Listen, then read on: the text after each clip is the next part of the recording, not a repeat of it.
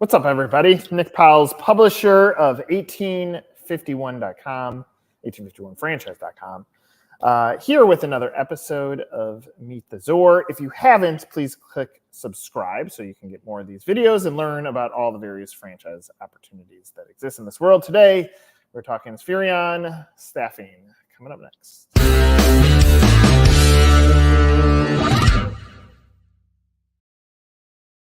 All right, Dan, we actually don't talk brand first. We talk you first. So the fun question that everybody seems to have fun with is, how did you accidentally fall into franchising? What is your franchise story?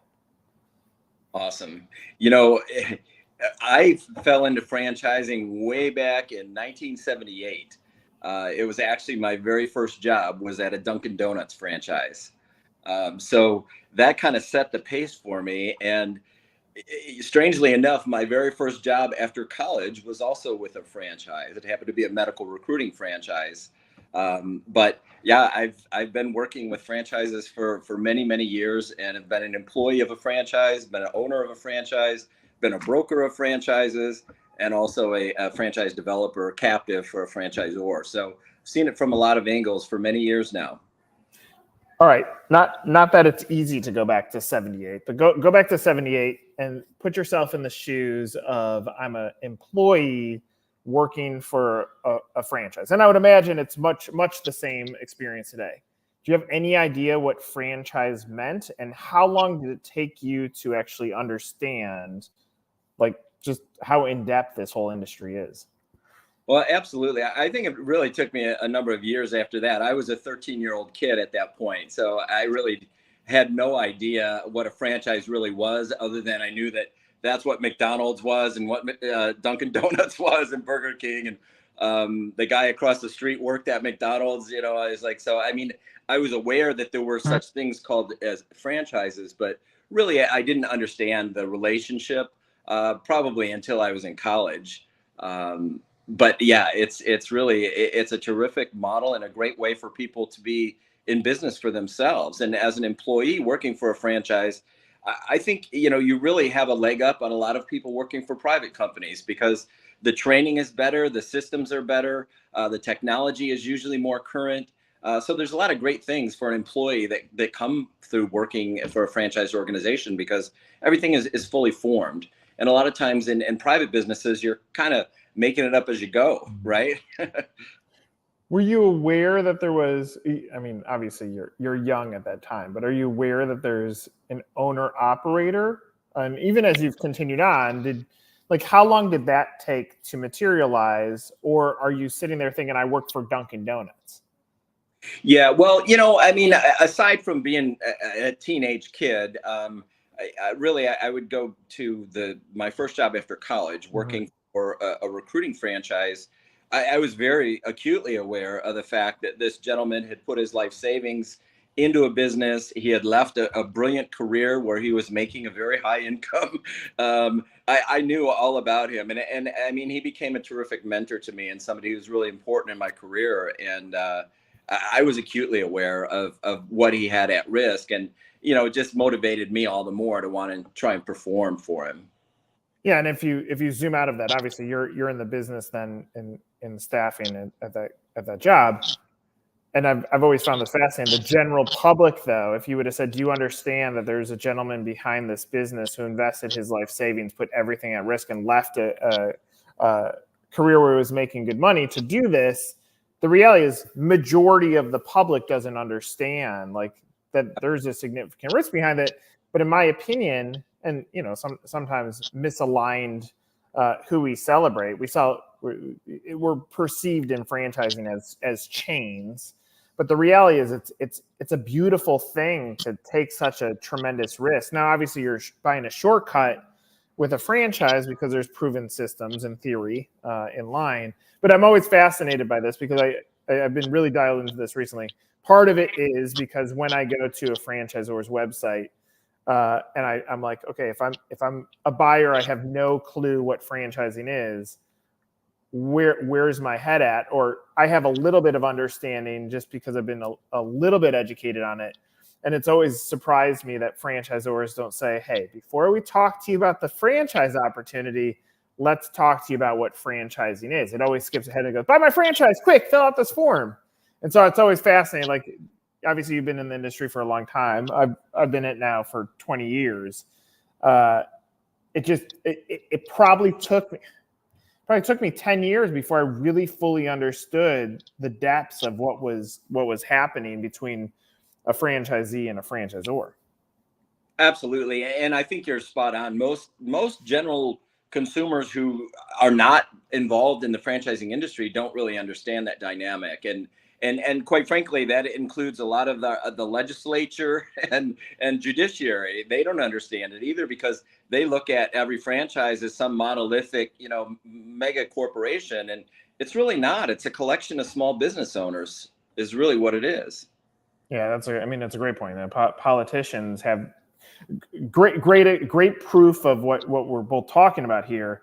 A politician, arguably an educated human being, someone who communicates with people for a living, represents the public. Yet when they come out with concepts or ideas for regulation as it relates back to franchising, but boneheaded is usually the term that I would use, but it's really uneducated. And that's someone that has a high level of sophistication. Again, and now we're asking people to understand, like a franchise buyer to actually understand what franchising is, which I'm curious on your opinion on this. I mean, that because obviously you've been on the consultant side too. That's why, in my opinion, the franchise broker community has exploded. It's because you have all these lost individuals. They don't know where to start. So naturally, why would I not hire someone to help me figure out what a franchise is and what franchising does? Absolutely. And, I think part of that broker explosion is also just the simple fact that is a low cost, low barrier to entry business. And there's been such an appetite for being self-employed, really in the post-COVID phase, that people are seeking out all kinds of opportunities. And franchise broker is one of those low-hanging fruit kind of opportunities, because you don't need a ton of money or a ton of experience really to get into it, with all of the networks out there willing to train you and support you in that endeavor. So yeah, I think there's a lot of those people out there. I owned a brokerage for 20 years. I developed a training company as a sideline to that. And I trained hundreds of brokers myself, helped them get their start in the business. I wrote a book on it. I've been there and been through that whole process. And I know better than anyone that there's some exceptional brokers out there, and there's, a lot of dilettantes too. It's kind of like the real estate market. Some realtors are professional. They're worth their weight in gold. They're exceptional at what they do. And a lot of them are kind of part-timers, Yeah, you're totally right. I think that's the two shifts that are going to happen in brokerage as it relates to franchising is more transparency to the buyer on how it works. I think we're going to be able to take off the mask of brand X pays so much more, whether it's because they're capitalized or because their franchise fee is so high, than brand Y. Don't lead the witness to the wrong brand just because they're going to pay you more. I think we need some transparency to it. So that's going to be one. And then the consolidation, ultimately the best agents or brokerages bubble up to the top. It's going to happen in franchise brokering too, because I mean this in a kind way. The sliminess factor needs to deteriorate so that the good brokers who are actually really looking out for people like your mentor who's going to invest their life savings into this, that it's done in a responsible way. Absolutely. So shift over to your business. Give me a state of the union. What's going on with Spherion? Well, the staffing industry has gone through a pretty interesting liminal period over the last few years. There is a lot of market distortions that emanated from the COVID crisis and the response to it. So our industry has had a lot of anomalies, really, I think, over the last few years. And, we lost about, 20% of the industry, the market, 20% of the market dried up in 2020 across the board for staffing in the United States. So that was a pretty huge hit. And then, there was a lot of, I think, protective hiring that went on when companies started to come back from COVID. Companies were actually hoarding employees and hiring more than they needed because they're afraid they weren't going to be able to get what they could in the future. And, you know, a lot of these companies had federal dollars that they needed to spend. So I think our industry was artificially pumped up a little higher than it should have been in 21 and 22. But, you know, all of that is pretty much coming out in the wash by now. All of the indicators are pointing north for next year, and we should be back to that regular 3 to 6% growth as an industry. But Spherion has weathered the storm fairly well. I mean, it's been a difficult time for the staffing industry, but, you know, we keep marching forward. And I think Spherion has a lot of really great benefits associated with their history and their brand and the strength of the people that we have, both on the corporate level and in the field. This is an organization that's been franchising for more than 6.5 decades. So we've got a pretty dialed in mousetrap. We've got extraordinary talent in our field, and we've got franchisees that have been here 20, 30, and even 40 years with some second and third generation family ownership. So we've got a tremendous amount of depth and talent in the organization. We're actually owned by Randstad, and Randstad's the largest staffing company on the planet. So we get some key benefits that flow from that. In terms of our market knowledge and industry knowledge, I mean, we're unsurpassed. And all of that, leveraging all of that market knowledge and the tools, toys, and programs that come along with being part of one of the biggest companies on the planet in this space, really presents a lot of benefits for our franchisees, including the buying power. I mean, you know, our vendors quote pricing to Randstad, and that pricing flows to our franchisees in Spherion, which is very nice.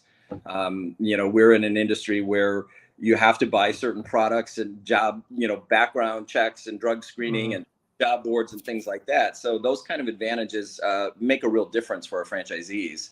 But we've been pushing hard, you know, through the storm, and we see a real bright future ahead for the staffing industry, because the industry right now is only just under 2% of the total workforce in the United States, meaning temporary workers to the total workforce.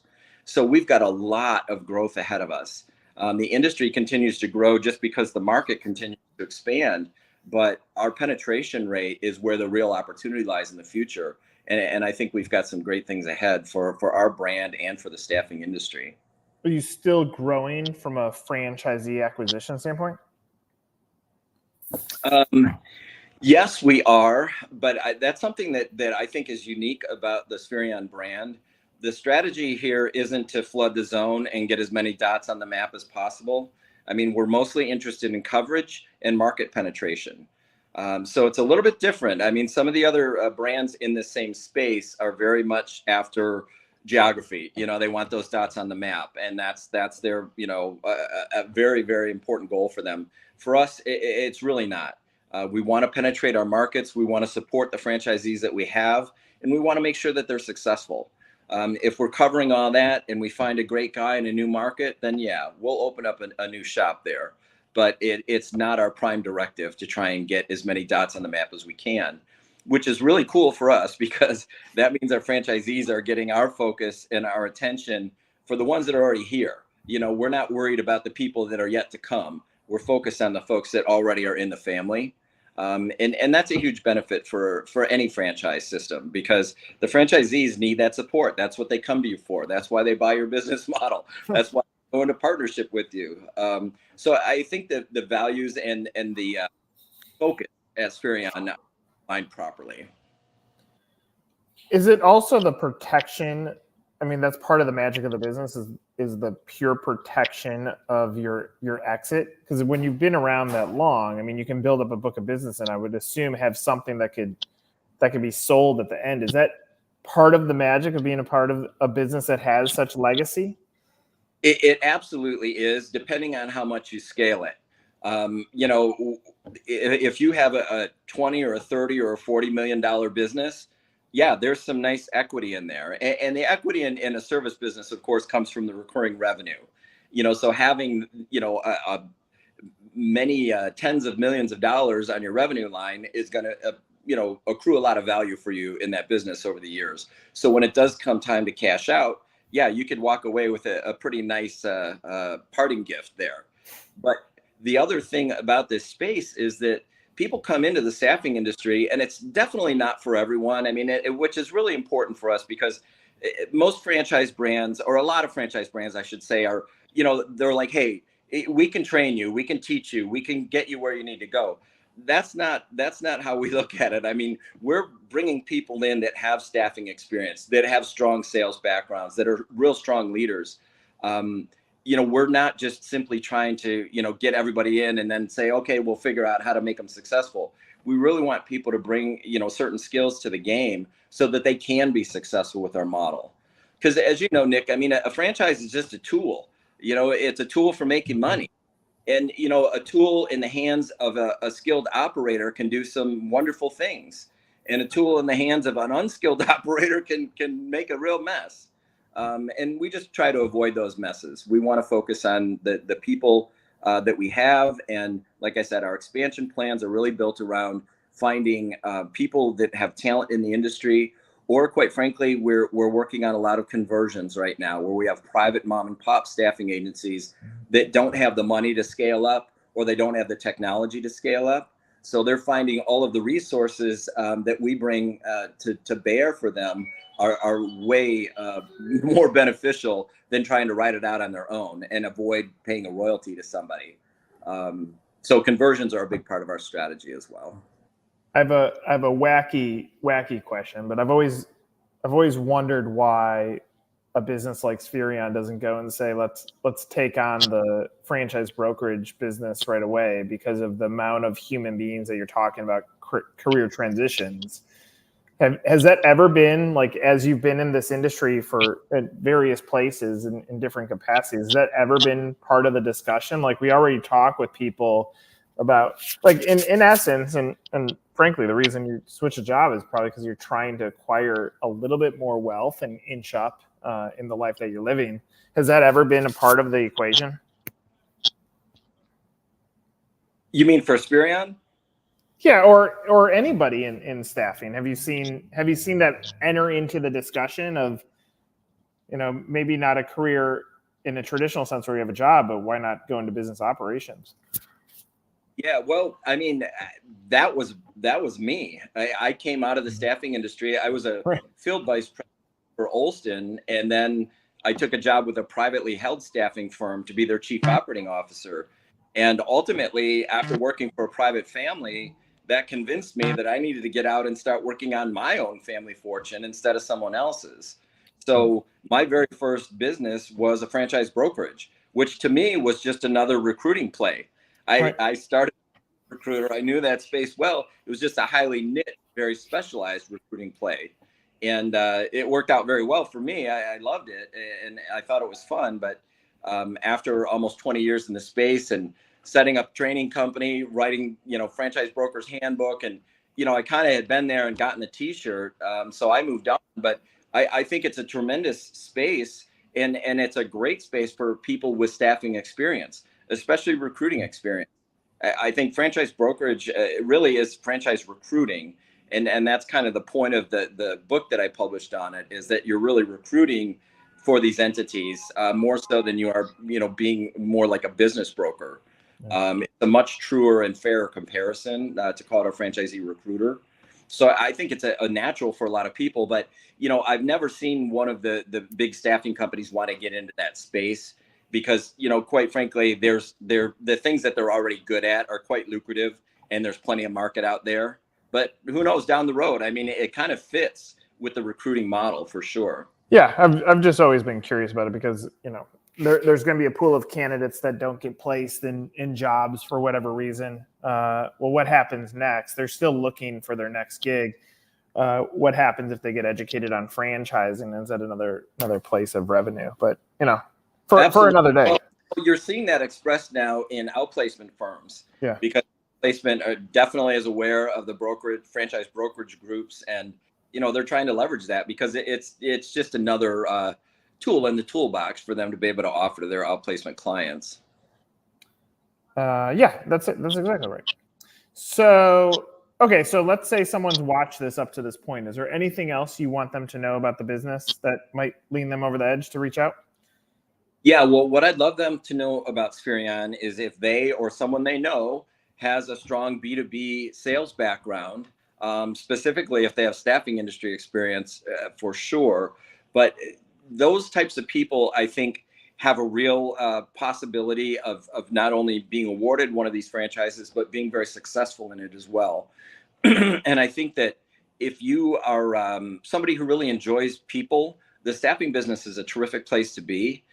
A lot of people, they get, they see the numbers and they get all excited about, the big numbers because it's a big industry. I mean, there's a lot of potential in every staffing business, but people get excited about that. But I don't think the numbers are enough to keep you in this business. I mean, you really need to enjoy people, and what we're doing is really impacting people in such a profound way. You can't help but love it. I mean, we have people coming in from very humble backgrounds that really, don't even know what they're good at yet. But through interviewing and skill evaluations, our recruiters can figure out where their skills are, and then they can find them a job in that area so that they can thrive and eventually make more money. And that not only impacts the individual, it impacts their spouse, their kids, their landlord, everybody 360 around them. So, I mean, this is a business that you can feel really good about. But I think you have to really appreciate that human factor, because if you don't, this is a terrible place to be, because invariably people are not going to do what they're supposed to, and they're going to cause trouble for you at accounts. They won't show up, or maybe they steal something, or who knows what. But humans are humans, and they're always going to do something that you didn't anticipate. Those times are much easier to negotiate if you really are enjoying the positive impact that you're having on the vast majority of the people that you employ. So I think that's really, really necessary, to kind of have those B2B skills, but also be somebody who really enjoys working with people and helping them get ahead. Because if you have those qualities, I think it's hard to find a better franchise opportunity than this one. Our average franchisee, their billings are off the charts compared to most franchises. Their upside potential is extraordinary. And Spherion has built up a very, very high quality rating. We've got a 4.8 out of 5 nationally on our Google rating. And our reputation.com score is 821 right now for the organization. So, I mean, we've got very, very high quality. We built a lot of great features into our business model. But I think the most attractive thing about Spherion is the culture here. It's a very, very family-oriented franchise.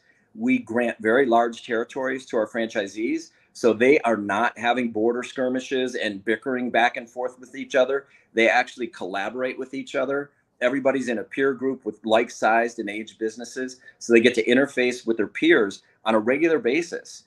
And as much resources as we have on the corporate level, the field organization represents an even better trove of treasure for all of the franchisees in our system.